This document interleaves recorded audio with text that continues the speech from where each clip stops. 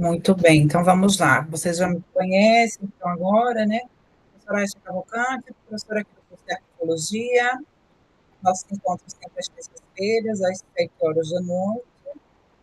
Estamos na disciplina de Gestão da Informação Arquivística. Essa é a unidade 3, 4, né? Geralmente, o conteúdo que tem no e-book de vocês. A gente vai tentando seguir, mas geralmente de uma forma mais ampliada, para tentar trazer essas particularidades, né, do dia a dia, da prática e as dúvidas que vocês têm. Hoje vamos falar de gestão documental no contexto público e também no contexto privado. Hoje é dia 9 de setembro e temos muitos avisos hoje. Primeiro, temos um grupo de pesquisa.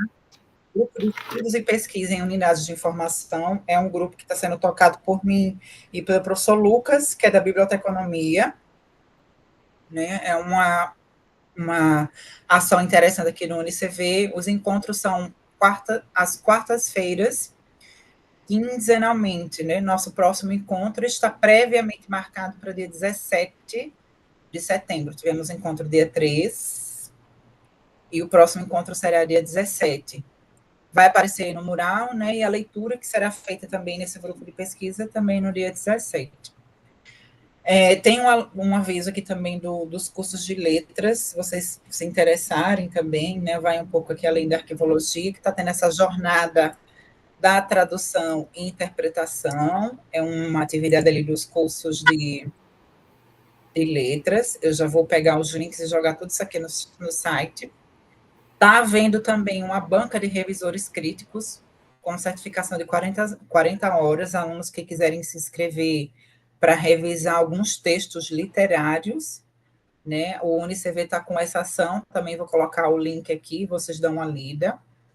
E para quem é de Sergipe, dia 8 de outubro, eu vou fazer uma visita técnica no Arquivo Central aqui da Universidade Federal de Sergipe, para os alunos do Polo. Opa! Para os alunos do Polo Sergipe que tiverem, né? A gente vai fazer essa comunicação aqui e tentar levar o pessoal lá para o Arquivo Central da UFS, para conhecerem como é que funciona um arquivo universitário, o dia a dia, né, de uma instituição arquivística aqui da região. Então, vamos lá para os links. Esse aqui é da Banca de Revisores Críticos e Concurso. Banca de Revisores Críticos, Concurso Cultural. Vou jogar o link aqui no chat agora, nesse momento. E aí vocês vão guardando. Banca de Revisores. Já está no chat. Temos também a Jotrim, né, que é a Jornada da Tradução. Também vai para o chat agora. Vocês dão uma olhadinha com calma depois. E, por último, a nossa visita, né, para quem conhecer alguém que está aqui em Sergipe, ou que possa vir para Sergipe, aqui em Aracaju. Vamos fazer essa visita mês que vem.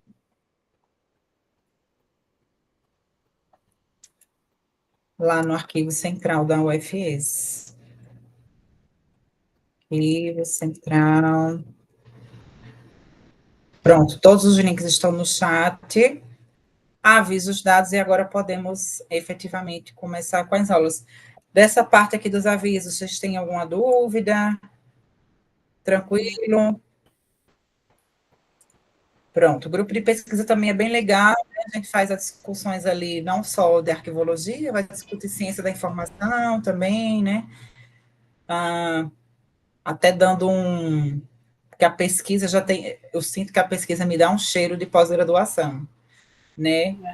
A gente sabe que tem a pesquisa na graduação, mas grupo de pesquisa me dá um cheiro muito forte de pós-graduação. Mas é interessante também que a gente esteja fazendo isso aqui dentro do UniCV com o pessoal da graduação.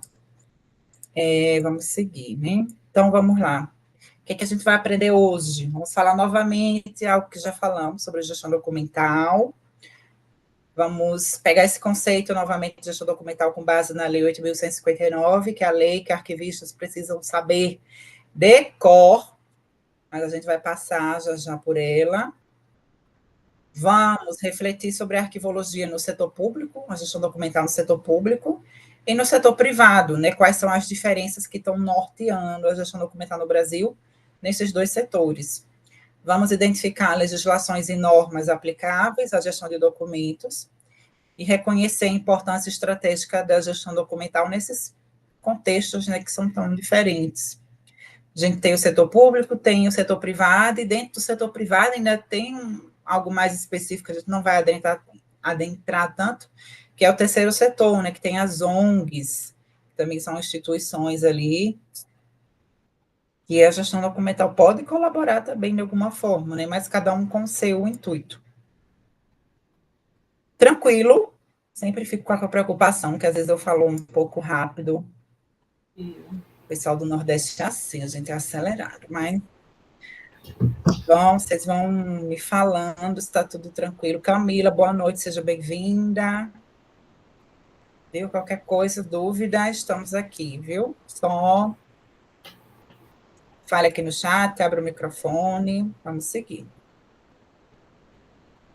Então, revisando o conceito de gestão de documentos, novamente o detalhe que eu faço, do jeitinho que cai em concurso, que é a definição da Lei 8.159 de 91, que, na minha visão, é a principal lei, né, da arquivologia hoje no Brasil, que foi a lei que instituiu, lá em 91, a Política Nacional de Arquivo Público e Privado, arquivos públicos e privados. Essa lei vai definir que gestão de documentos é um conjunto de procedimentos e operações técnicas referentes à produção, tramitação, uso, avaliação e arquivamento em fase corrente intermediária, visando sua eliminação ou recolhimento para a guarda permanente. Né? Então, a gente tem um entendimento que se faz gestão de documentos em fase corrente intermediária, eu não faço gestão de documentos em documentação permanente. Isso é uma das maiores pegadinhas, né? E dificuldades de entendimento para arquivistas. Então, eu faço gestão de documentos na fase corrente intermediária, chega na fase intermediária, eu tenho dois destinos. Ou eu elimino o documento, porque ele cumpriu o tempo dele na tabela de temporalidade, né? Cumpriu-se o prazo ali precaucional, ou eu guardo aquele documento para sempre, ele vai para a guarda permanente, vai para o arquivo permanente, que são os arquivos de terceira idade. Do jeito que a lei está escrita, se você lê assim rapidamente, parece que gestão de documentos está englobando a guarda permanente, mas não está. Lendo com muito cuidado, a gente vê ali, a produção, tramitação, uso, avaliação e arquivamento em fase corrente intermediária. Então, gestão de documentos acontece na primeira e segunda idade. Arquivo corrente e arquivo intermediário. Visando, então, o que é a gestão de documentos visa? Ela visa racionalizar, economizar espaço com a eliminação ou recolher para a guarda permanente. A gestão, além dos arquivos permanentes, é outro cenário, né? A gente entende que o documento ele nasce com um certo objetivo, e se ele chegou no permanente, é que aquele objetivo dele é totalmente diferente. Então, o documento nasce com um valor que a gente chama valor primário, que é um valor administrativo, fiscal, legal, e quando ele vai para o permanente, ele já não tem esse valor. Se ele foi para o permanente, ele adquiriu um valor que nós chamamos de valor secundário, que é o valor, o famoso chip, né?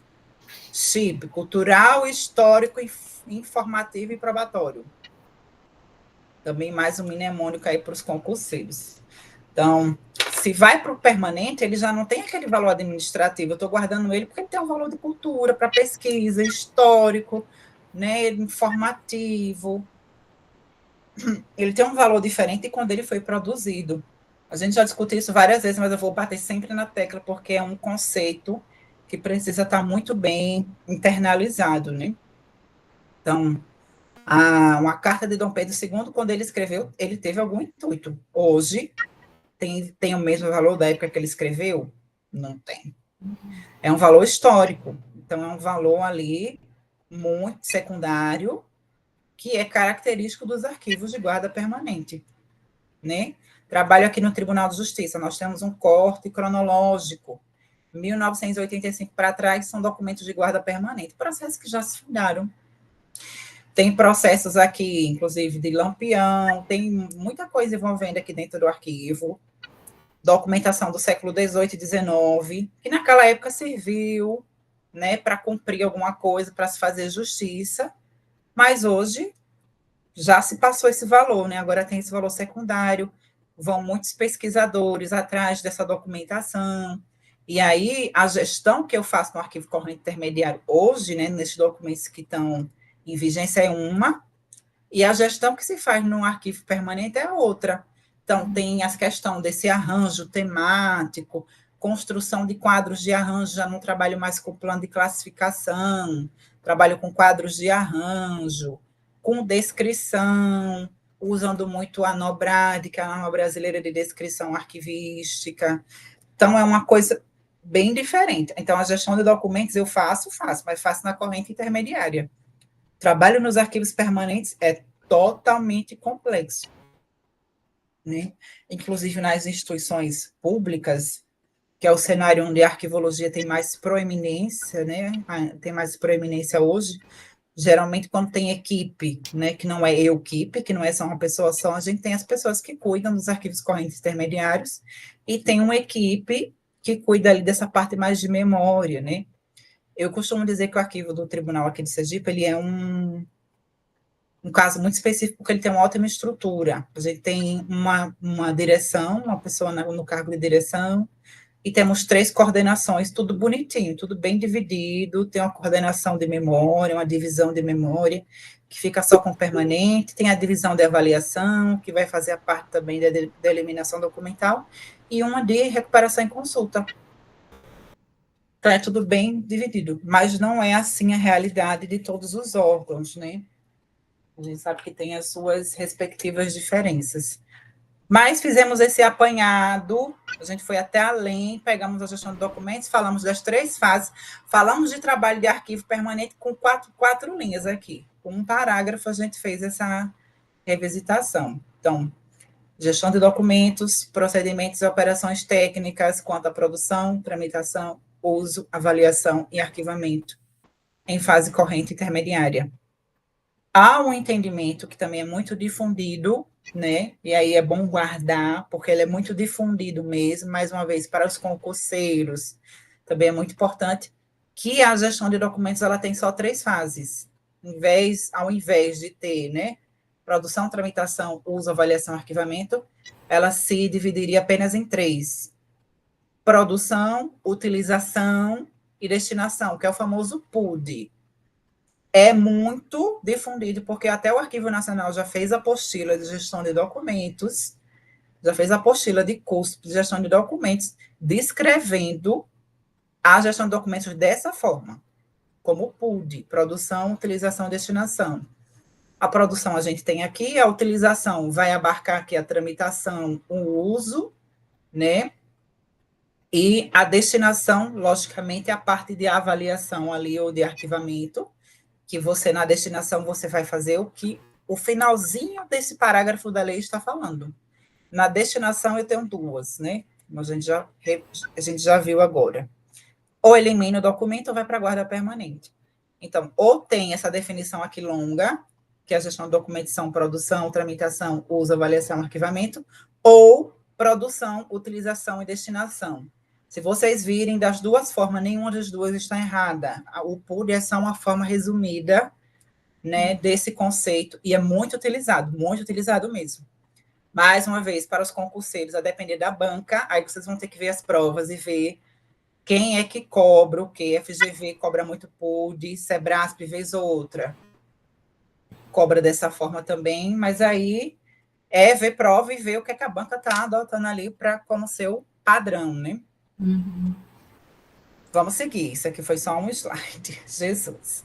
Então, vamos lá. Então, a gestão de documentos, ela visa facilitar o acesso à informação, né?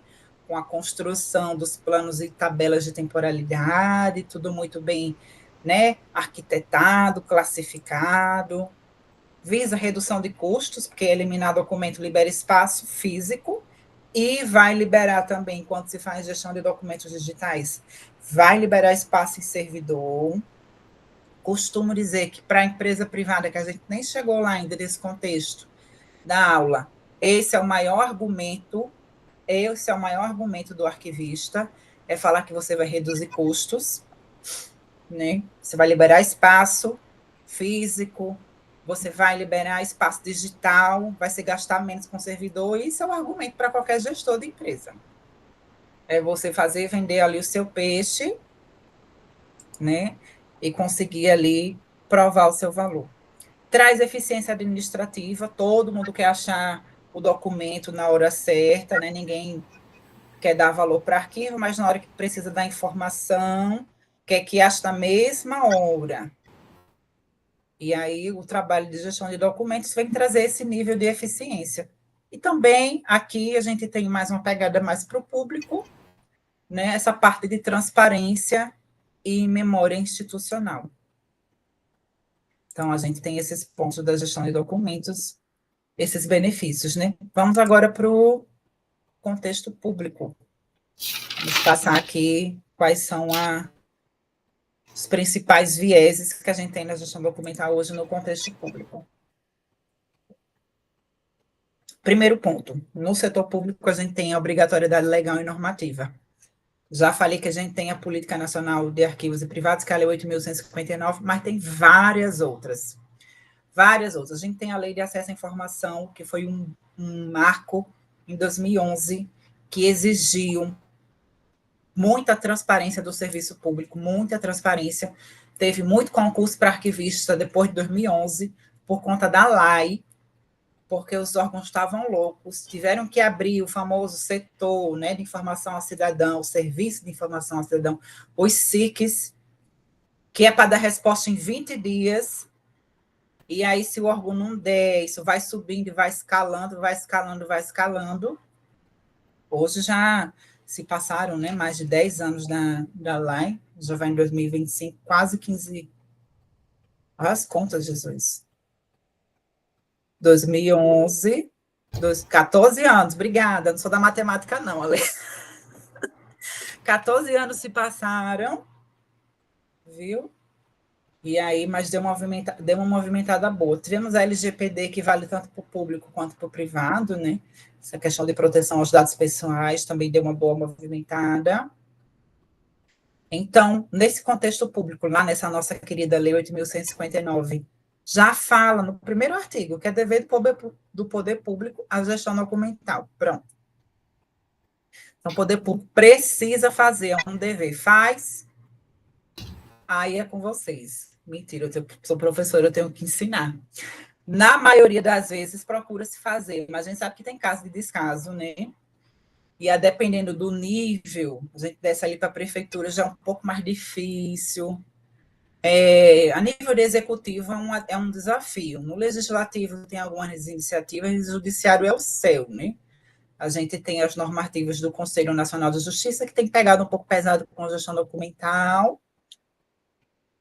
mas a depender do órgão, tem isso mais forte ou um pouco mais fraco, mas é dever, está escrito na lei, né? Então, se você tem uma legislação, o órgão público precisa cumprir. Então, a gente tem essa questão no público, que é muito forte. É muito relevante no público, para a questão da transparência, a gestão documental tem impacto na transparência, já falamos da lei de acesso à informação, né?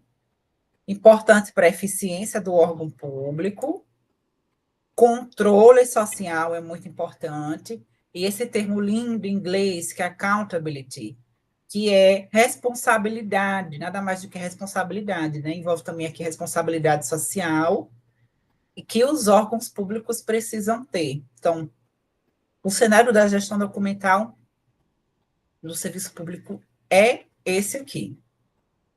Tranquilo? A gente vai passar agora para estrutura arquivística pública. Aqui pode ser um pouco complexo.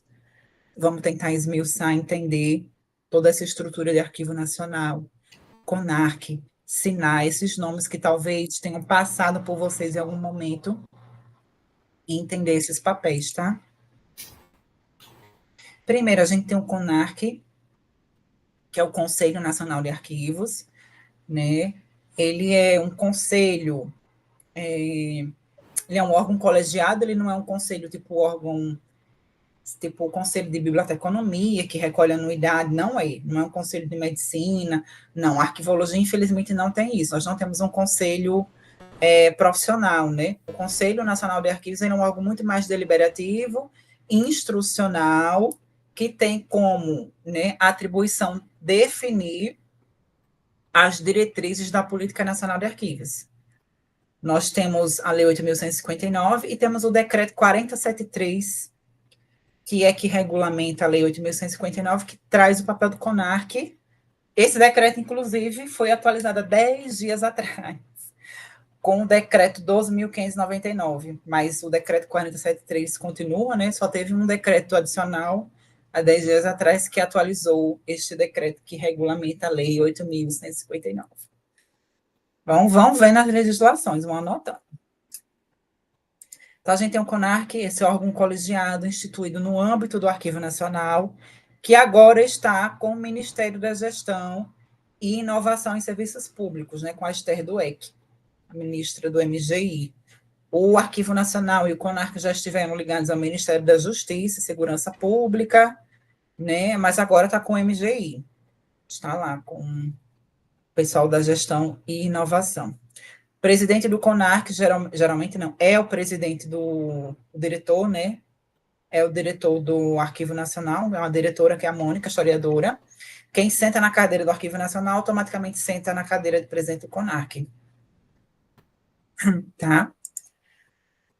Então, temos o SINAR, que é o Sistema Nacional de Arquivos, que é uma rede, né, ali de arquivos públicos e privados, e tem como órgão central o CONARC.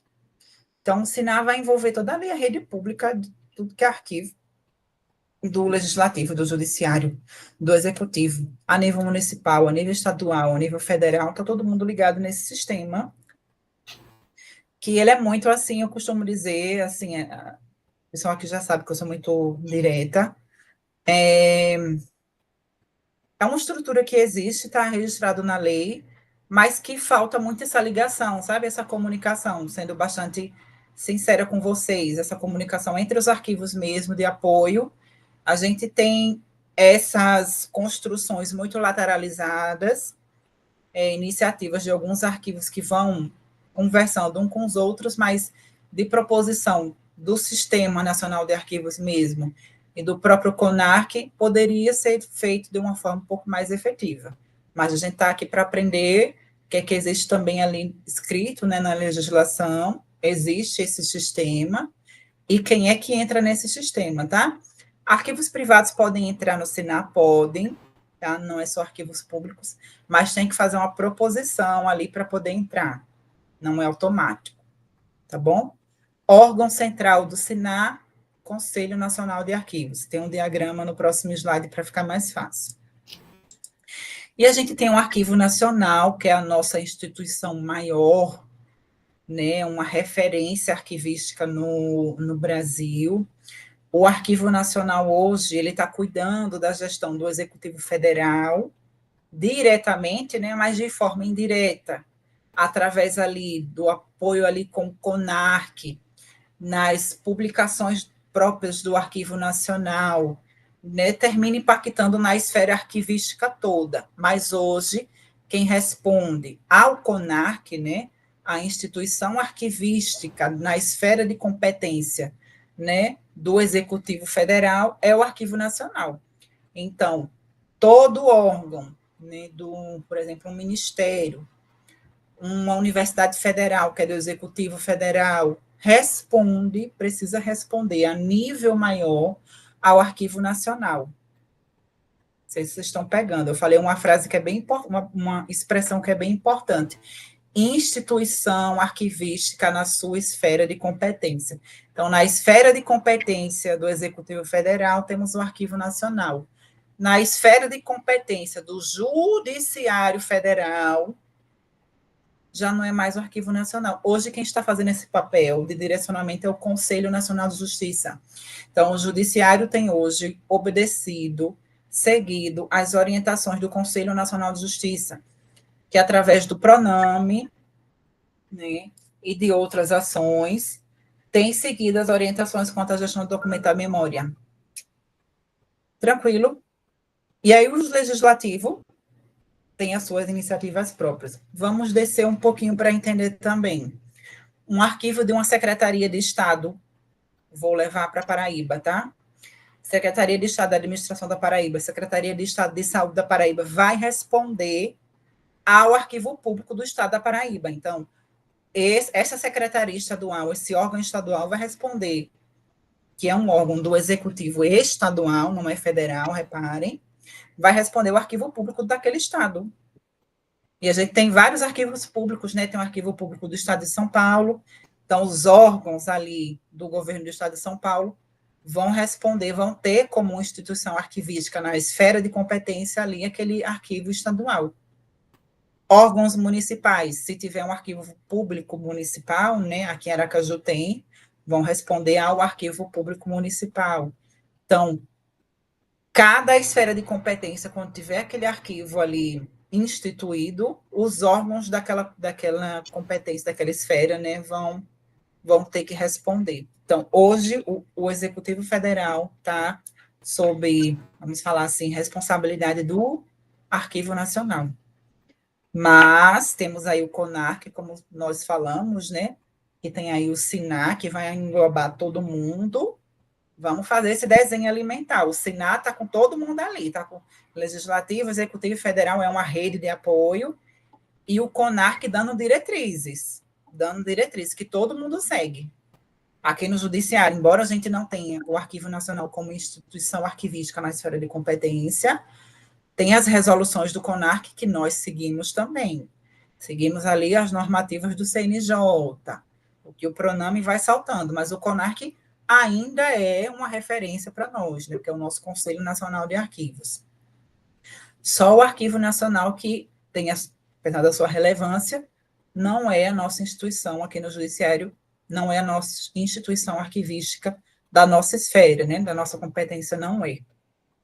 Agora eu vou respirar. Eu vou olhar para vocês e vou perguntar se vocês entenderam. Deu para entender? Qualquer coisa a gente explica novamente, porque é uma responsabilidade compartilhada de um, aí um outro pega aqui só uma parte, mas está todo mundo dentro do SINAR, né? Isso aqui, na minha graduação, eu sei que eu penei para entender. Então, vamos indo, vamos indo. Olha aqui, então a gente tem esse desenho lindo, maravilhoso. Quem quiser printar, pode printar, tirar foto. Então, a gente tem o SINAR, que implementa a Política Nacional de Arquivos Públicos e Privados. Tem a atribuição bonita do SINAR ali no Decreto 4073, né? Ele tem como órgão central, a gente sobe, CONARC, que é o nosso Conselho Nacional de Arquivos, que é um órgão deliberativo, né? Que colegiado, instituído no âmbito do Arquivo Nacional, e é quem define a Política Nacional de Arquivos Públicos e Privados, CONARC, que define essa política. E aí a gente tem vinculado ao CONARC o Arquivo Nacional, e o Arquivo Nacional responde hoje ao Ministério, está na estrutura do Ministério da Gestão e Inovação. E aí, o Arquivo Nacional, como eu falei, né, que cuida do Poder Executivo Federal, tem o SIGA, que é justamente esse sistema ali do Poder Executivo Federal, que tem como órgão central o Arquivo Nacional. Então, o SIGA do Poder Executivo Federal tem como órgão central o Arquivo Nacional, e aí eu vou repetindo tudo novamente, mas aí esse mapinha já dá um auxílio para vocês compreenderem essa estrutura pública, né, que nós temos hoje. Vou dar mais exemplos que eu acho importante. Por exemplo, vou pegar um órgão aqui. Uma Universidade Federal do Estado de vocês, que é um órgão do Executivo Federal, é um bom exemplo. Ela tem tabela e plano de classificação já aprovados pelo Arquivo Nacional. Isso é uma competência da instituição arquivística na esfera pública de competência, tá? Então, se quiser fazer alguma alteração na tabela, precisa aprovar com o Arquivo Nacional. quiser fazer alguma alteração de plano de classificação, precisa aprovar com o Arquivo Nacional. Com o instrumento aprovado, essa universidade consegue seguir, então consegue eliminar, não significa que toda vez que tem uma eliminação de documentos vai mandar para o Arquivo Nacional. Já foi assim, hoje não é mais. Hoje o reitor da universidade consegue aprovar, mas o instrumento que tem que aprovar é a instituição arquivística na esfera de competência. Então, as universidades federais hoje, se fizerem alguma alteração em tabela, precisam mandar para o Arquivo Nacional para ser aprovado, tá? A administração pública hoje toda, né, trabalha geralmente com dois tipos de tabela, e plano, né, um para a área meio, que é a área administrativa, e um para a área fim. Os da área fim, geralmente, quem fazem, né, o Arquivo Nacional faz ali um esforço para fazer para a maior parte dos órgãos, também ajudar na área fim, mas o próprio órgão pode tentar fazer e submeter. Da área meio, é um só para o Executivo Federal inteiro. Então, todo o Executivo Federal hoje tem um plano de classificação só e uma tabela só para a área meio, né, que é a parte administrativa. Então, todos usam o mesmo código. Já a área fim, quando eu falo área fim, é a atividade finalística, né, do órgão, como cada órgão tem a sua atividade finalística diferente, é normal que o plano de classificação e a tabela sejam distintos. E é mais precisa dessa aprovação. Aqui no judiciário, nós temos a tabela, plano de classificação em tabela da área meio e da área fim, e quem fez essa tabela e o plano de classificação foi o CNJ, o Conselho Nacional de Justiça. Todo o judiciário tem seguido, né? Quem quiser fazer as suas implementações pode fazer, mas também precisa de seus ajustes, né? Desses instrumentos, mas precisa também de aprovação. Tranquilo, podemos seguir. Vamos indo, é coisa, viu? É coisa, mas vocês vão sair daqui entendendo tudo. Aqui tem mais uma imagem, né, do SINAR, quem é que faz parte do SINAR, aquilo que a gente já viu, né? Arquivo do Poder Legislativo, do Poder Judiciário, do Executivo, Arquivo Nacional, os arquivos estaduais e do Distrito Federal, os arquivos municipais e também os arquivos privados que solicitarem, né, que solicitarem participar. Tendo como órgão central, né, o órgão central do SINAR é o Conselho Nacional de Arquivos. Vamos lá. E o Conselho Nacional de Arquivos, como eu falei, é um órgão super importante porque ele traz essas diretrizes, né? O CONARC tem muito forte essa parte das resoluções. Mais uma vez, concurseiros precisam ter algumas dessas resoluções também muito na ponta da língua. Aqui eu trouxe algumas, né? Tem a resolução 53 de requisitos mínimos para preservação para website, mídias sociais, no âmbito do SINAR. Tem aqui essa resolução, se não me engano, a resolução 48, que são as diretrizes para digitalização de documentos de arquivo, no termo do decreto 10.278/2020. Então, a gente tem esse decreto, né, que fala quais são os padrões da digitalização, qual o nível de profundidade, se um texto, um documento em papel que tem só texto, se eu digitalizo em cores ou preto e branco, ou em escala de cinza.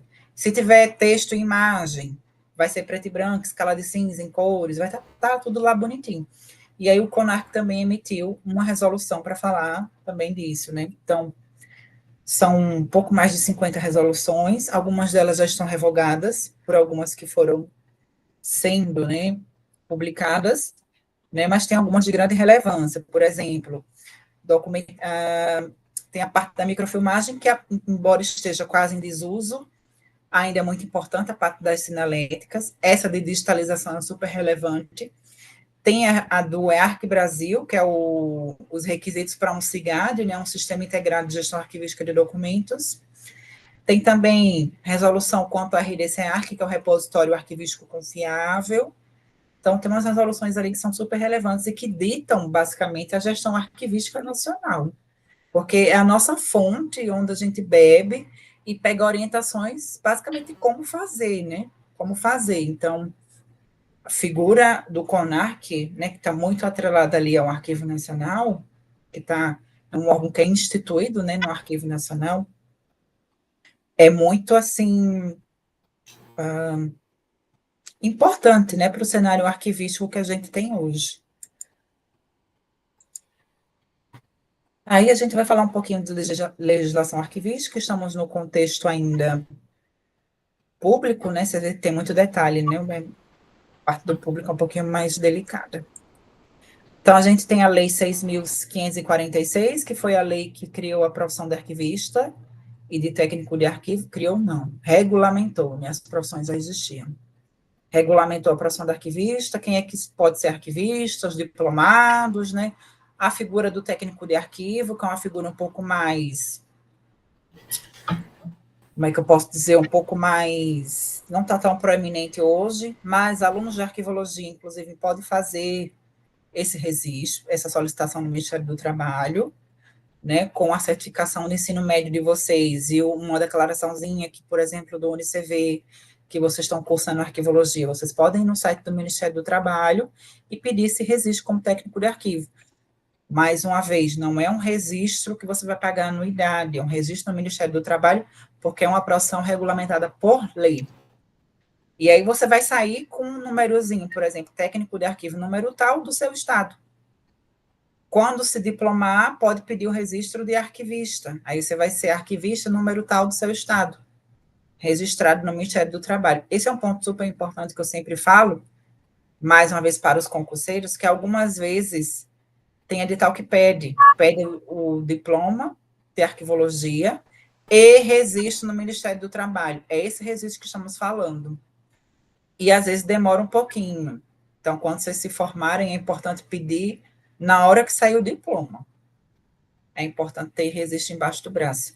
E durante aqui o curso, peçam também o técnico de arquivo, porque é importante também, a gente sabe que tudo é número, né? Vocês contribuem também para o número de profissionais ali de arquivo que vão estar registrados nessa base do Ministério do Trabalho, e é super relevante. Lei 8.159, que eu vou ficar batendo, buzinando no ouvido de vocês, que é a Política Nacional de Arquivos Públicos e Privados, o decreto 4073, que regulamenta essa lei, né, a lei 8.159, vai trazer o papel do CONARC, do SINAR, definiu agora, né, 10 dias atrás, o que era arquivo comunitário, mudou as cadeiras do CONARC, então, é interessante que já isso aqui também vai despencar, mais uma vez, para os concurseiros. Mudança em legislação é sinal de prova daqui a 3 meses, viu? Vamos lá, Lei 12.527, que é a Lei de Acesso à Informação, super também relevante para a área da arquivologia. Lei Geral de Proteção de Dados, que a gente já comentou, sobre a proteção de dados pessoais, vai tratar ali dos dados sensíveis, vai trazer as figuras ali, né, importantes ali para o cenário de proteção de dados. E para complementar a legislação arquivística, resoluções do CONAC. Tem mais, viu, gente? Tem muito mais do que essas leis. Eu trouxe o principal. Vou jogar aqui no chat um link com as principais legislações. E aí vocês dão uma olhada depois, tem tudo. É um link do próprio CONAC. E já vou jogar também a lista de presença. Antes que eu esqueça.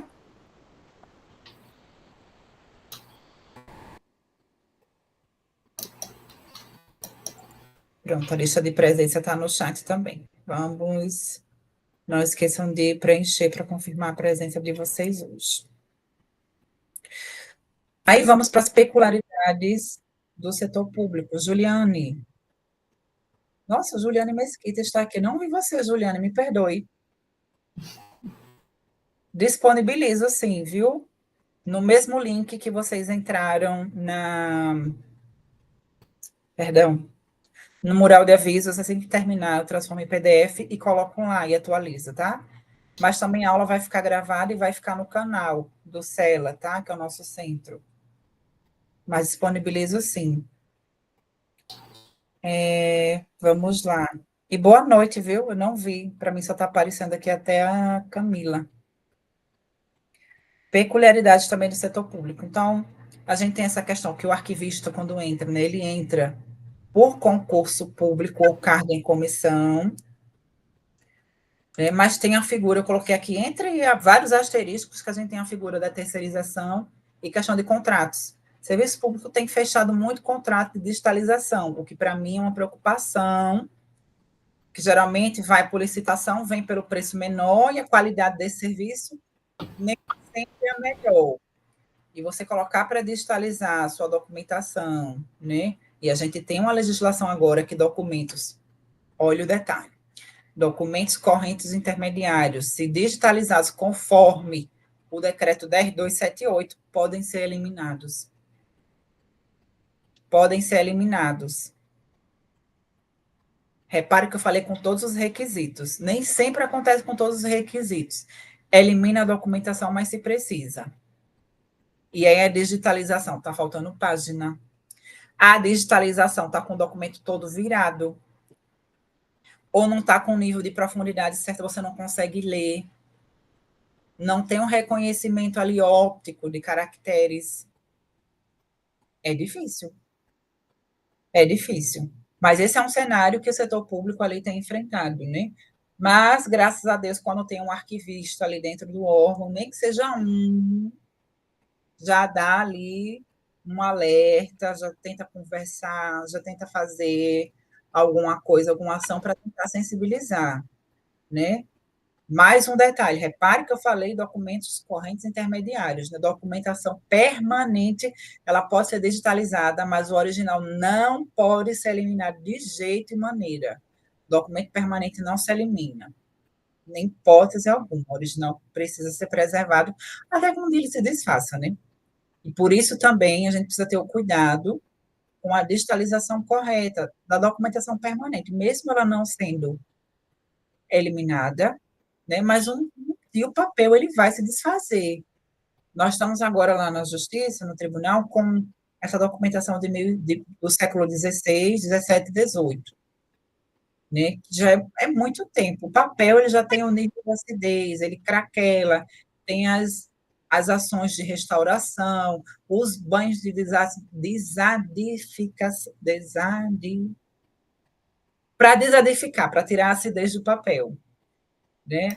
As ações estabilizadoras. Mas, assim, mesmo assim, uma hora que ele suporte, né? Vai se corroer, vai se desfazer, e a gente precisa que a digitalização daquele documento seja mais fidedigna possível. Enfim. Seguimos. Então, geralmente o órgão ele vai se inserir nessa estrutura pública que a gente viu, né? Ali do SINAR, vai estar respondendo ali aquelas legislações, questão ali que a gente viu que é dever do poder público, né, a gestão documental. Então, o órgão público ele já se insere ali com a série de responsabilidades. Pode responder, acho que eu coloquei aqui, pode responder no caso de eliminação indevida a nível penal, civil e administrativo, tá? Nessas três esferas, servidor que faz a eliminação indevida de documento pode responder ali a nível penal, civil e administrativo. Então, tem um foco mais em transparência, em acesso, e tem também o princípio da publicidade ali, batendo muito forte no serviço público. Repetiu o slide, muito bem. E aí a gente vem para o contexto privado. No contexto privado, a gestão documental, então a gente não tem uma obrigatoriedade tão rígida, né? Porque a legislação que existe, ela bate muito mais no serviço público, mas isso não isenta, né, as empresas privadas de realizarem a sua gestão documental, só que o foco é outro.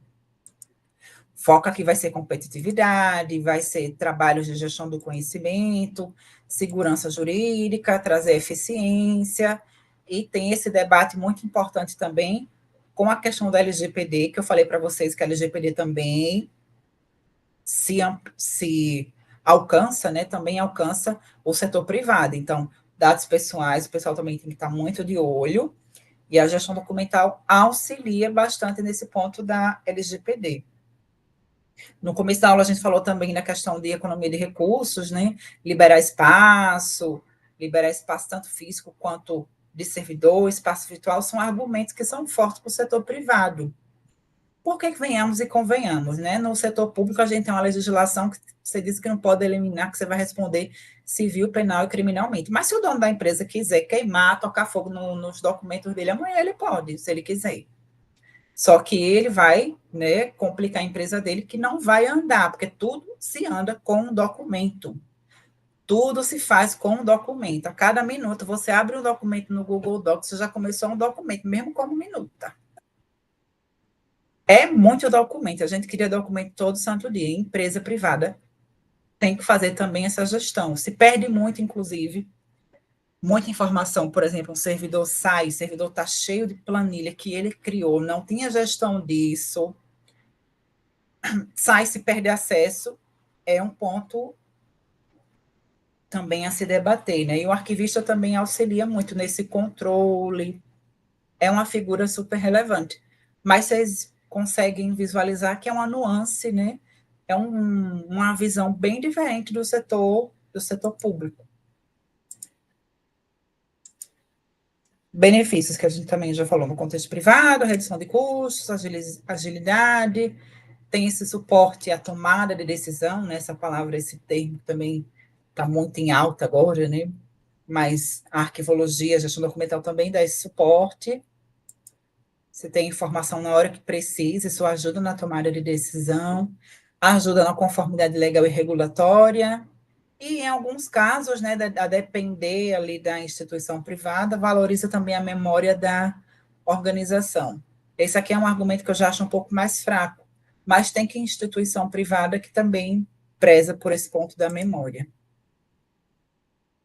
Então, chegamos às conclusões da nossa aula de hoje. Vimos que a gestão documental ela é essencial, né, para as organizações, seja ela pública ou privada.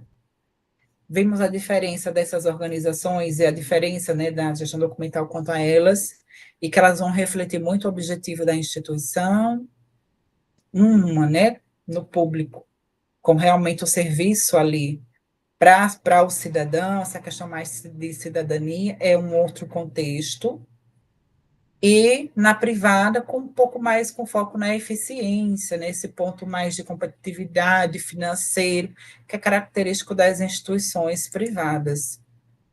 Vimos também que a parte de legislação, da cultura informacional, parte de tecnologia, também tem moldado o rumo da gestão documental no Brasil, nos dois contextos.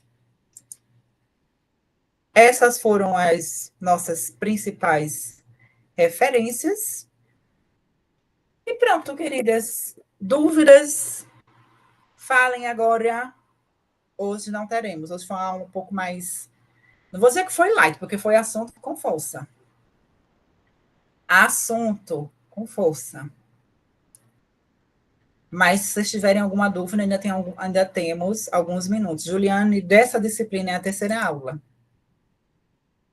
Dessa disciplina é a terceira aula. A unidade 2, vimos técnicas de conservação. Essa é a unidade 3, esse contexto da gestão documental no público privado. Com licença, professora. Como eu faço para ter acesso às demais aulas? Porque eu entrei agora. Certo. E eu estou com dificuldade, porque ainda não me foi passado nenhuma disciplina ainda para cursar. Eu terminei as duas primeiras, estou esperando as demais, mas ainda não foi baixada. E não tenho um contato com ninguém, não, é mais online, é mais enviado os arquivos, então eu queria saber como é que eu faço para ter acesso a essas aulas. As aulas estão no canal do Cela, tá? Eu vou jogar o link aqui também no chat. Mas esse ponto que você falou, é bom você entrar em contato com o professor tutor. Você tem a figura do tutor, sabe quem é? Não, nunca tive contato com ninguém, não. Assim, conversando com alguém. É importante. Eu vou conversar aqui com a professora, com a coordenação. Em agosto, eu só paguei psicologia e comunicação e expressão, e até agora não foi passado mais nada.